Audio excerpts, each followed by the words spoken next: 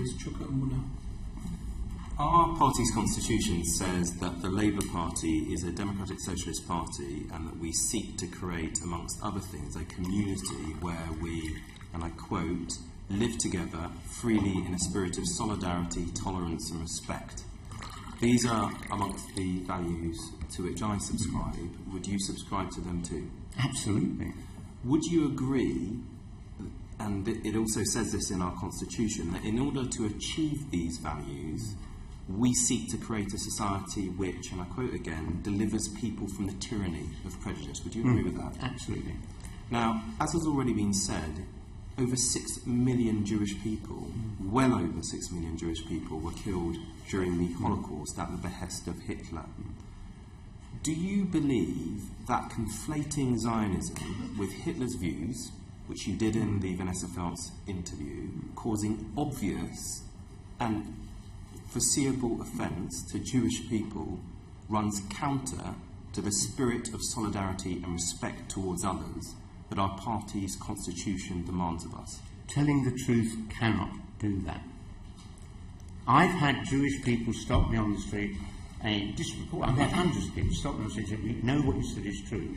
Disproportionately, those people have been Jewish because they know their history. I want to better understand, well, the public will be the judge of that, but I want to understand your motivations in making the comments that you have, and I'm not totally clear what the answers were when the chair was asking you earlier about your attitude towards the Jewish state. So can I just, for the sake of clarity, do you believe in the right of Jewish people to self-determination? Do you Yes. believe in the right of the state of Israel to exist?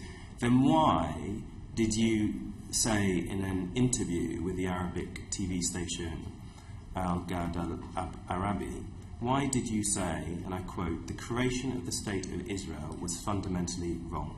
And in the same interview you said, "the creation of the state of Israel was a great catastrophe." If you believe in the right of Jewish people to self-determination and the right of Israel to exist, how can you say those things? What I'm pointing out is that the majority of survivors of the Holocaust did not want to go to Israel. They wanted to be absorbed primarily into America or Britain. And it was, I think, a mistake not to give them that choice. The simple fact is, you'll recall that when the State of Israel was created, the first Prime Minister urged all America's 5.5 million Jews to leave America and come and live in Israel. 1/5 of 1% did in 15 years. And that's the tragedy. So do you stand by the statement that the creation of the State of Israel was fundamentally wrong and was a great catastrophe? Do you stand by what you said, yes or no? It's a catastrophe in the sense that... So you do? No, it's a catastrophe in the sense that the deal done was for 2 states and a division. The tragedy is, and it's the legacy that still leads to the violence today, 700,000 Palestinians were driven out of their homes illegally at gunpoint, and the Prime Minister of Israel said that the old will die, the young will forget. They haven't. There's still 3 million in refugee camps. Sorry, look, we only get a small amount of time to ask you questions. So either you thought it was wrong, and it was a great catastrophe, or not. Yes or no? It was right to say we'll create a haven for those Jews who wish to go there. It was not right for the Israeli government to expel... Was it a catastrophe, and was it wrong or not? It wasn't wrong to create it. It was a catastrophe to expel at gunpoint 700,000 Palestinians from their homes. Sorry, that was not the question I asked. But that's the answer I'm giving. That's why we haven't got peace in the Middle East now. Order. Mr. Livingstone, if you can wait for Mr. Umunna. Can I just move on a little bit from this and just ask you whether you disagree that those who do not recognise the State of Israel or its right to exist are anti-Semitic? You can't simply say because somebody is opposed to the creation of the State of Israel, they're anti-Semitic. So hang on just a minute. If a person thinks that the State of Israel does not have the right to exist, you don't regard that as anti-Semitic? Many of them will be anti-Semitic, some won't. Let's not forget, we promised the Arabs an Arab government. I don't need a history lesson. I just need a straight answer to my question. The British government lied. The British government lied. It told the Arabs that if you fight on our side again in World War I, you'll be given a Hashemite kingdom.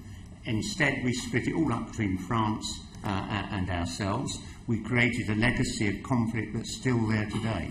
Thank you. Can I go on to just, and James Berry actually just talked about some of this, and it is the various different things that you have said, completely separate to what the State of Israel is accused of doing or may or may not have done. But when you look at the catalogue, 1982, the cartoon depicting an Israeli Prime Minister as a Nazi officer. 2005, calling a Jewish reporter a Nazi concentration camp guard. 2014, a Newsnight interview where you suggest that Jewish people are unlikely to vote for the Labour Party as they get more wealthy. And then we've heard all your various utterances recently. Would you make the same kinds of comments about black people? Yes or no? I mean, please just answer the question. You can't have yes or no answer on this. I mean, look at the result of the election last year. I'm not asking you what the result of the election is. I'm just asking whether you would make the same comments in respect of black people. You asked me my views about why Jewish people vote as they do. Last year, sorry, order, Mr. Umunna, you must let the witness answer. You can say, but he's not answering my question. You don't like the answer. That's a different. Order. I am chairing this meeting. Mr. Livingstone will answer, and then Mr. Umunna will ask again. It is for the witness to decide what they want to say. We went into the election led by a Jewish leader. Over 60% of British Jews voted for the Conservatives, and 22% voted Labour. We can argue about why they did and didn't they. I think 50 years ago that would have been a very different figure. Aren't you just stereotyping a whole group of people? I'm not stereotyping, I'm looking at the data published by the pollsters. Look at the facts of my record as mayor. In 7 of the 8 years I was mayor, anti-Semitic incidents were reduced. The only year they weren't reduced was 2006, when in the aftermath of the invasion of Lebanon, the figures didn't move down, they didn't go up. In the rest of Britain and across Europe, according to the Community Security Trust, they doubled. Whatever you may say, my period as mayor saw a reduction in anti-Semitic incidents. In Boris Johnson's first year, I think they went up 50%. Thank you. So you might not agree with what I say. The legacy of what I've done should bear some study. Mr. Umunna, final question. I'll just say this, Chair, to Mr. Livingstone. You were born in my constituency. You went to school in it. I and many other Labour colleagues of all backgrounds and faith, we campaigned not just once, but twice for you to be mayor. I think you campaigned for me. And you did help reduce poverty. You did help reduce inequality. You did improve the housing situation in our capital city. But you're not a historian, you're a politician. And by needlessly and repeatedly offending Jewish people in this way, you not only betray our Labour values, but you betray your legacy as mayor. Because all you're now going to be remembered for is becoming a pin-up for the kind of prejudice that our party was built to fight against. That is a huge shame, and it's an embarrassment. And you know what? I will get trolled incessantly after this exchange. I don't care. Please put your question if you're putting this. Is not an opportunity to make statements. What is your question? Is there a question for Mr. Livingstone? I'm just making a comment since he won't answer any of my questions. All I'd say is, if you look back, many of the things I've said have been controversial.